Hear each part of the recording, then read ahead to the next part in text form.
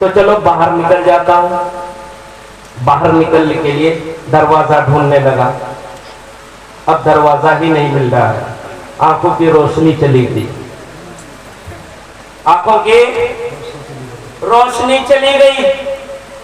अब गोशा नशी होकर एक कोने में बैठ गया। निकलूं तो कैसे निकलूं, रास्ता ही नहीं मिल रहा है, दरवाजा नहीं मिल रहा है। गौस के बारगाह में हजरत खिज़र अलैहिस्सलाम हाजिर हुए।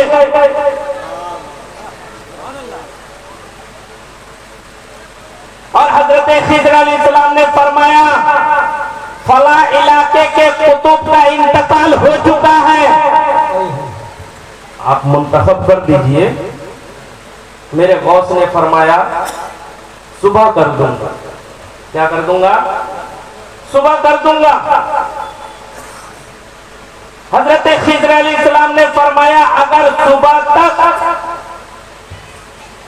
उस इलाके में कोई बला नाजिल हो गई तो उसका जिम्मेदार कौन बनेगा? मेरे गौस जलाल में आए। मेरे गौस ने अपने मुरीद से फरमाया, जाओ मेरे घर में एक मेहमान आया हुआ है। यही जुमला है किताब में, हजरत पर्दा पोशी करना सीखिए। मेरे गौस को पता था, मेरे गौस को मालूम था कि वो सही नीयत लेके मेरे घर में नहीं घुसा है, लेकिन अपने मुरीद से मेरे गौस ने फरमाया, जाओ मेरे घर में मेहमान आया हुआ है, बुला ला। मुरीद पहुंचे। गौस के फरमान के मुताबिक दरवाजा मुरीद ने खोला, देखा वाकई कोने में बैठा हुआ है। हाथ पकड़ा और लेकर पहुंच गया गौस के बारगाह में।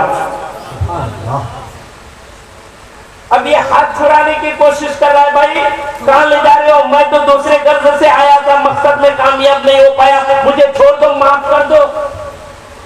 मुरीद ने कहा, कैसे छोड़ूं? तुम्हारे ऊपर कोई और की निगाह नहीं, गौस के गौसियत का निगाह पर चुका है। मेरे मिल्लत के नौजवानों, गौसे पाक के बारगाह में पहुंचने के बाद मुरीद ने कहा कि हुजूर ये देखिए मैं लेकर आया आपके मेहमान को। मेरे मिल्लत के नौजवानों, गौसे पाक ने अपने गौसियत के सदक़े से आले रसूल थे, औलादे रसूल थे। मेरे मिल्लत के नौजवानों, वक्त का कुतुब बना दिए। बनाने के बाद मेरे गौस ने फरमाया, जाओ तुम्हारा मुरीद अब्दुल्ला तुम्हारे इंतजार में अब तक बैठा हुआ है। सुभान अल्लाह, सुभान अल्लाह। निगाहे गौसियत पे हम सब कुर्बान।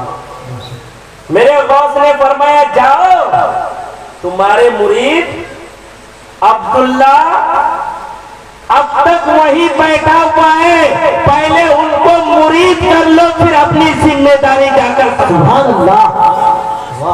इसलिए शायर फरमाते, निगाहे वली में वो तासीर देखी, बदलती हजारों की तकदीर देखी। और निगाहे मर्द मोमिन से बदल जाती है तकदीरें, अगर हो ज़ौक़ यक़ीन पैदा तो कट जाती है जंजीरें। परवरदिगार आलम की बारगाह में दुआ है, मौला ताला अगर बोलने में लफ्ज़न मानन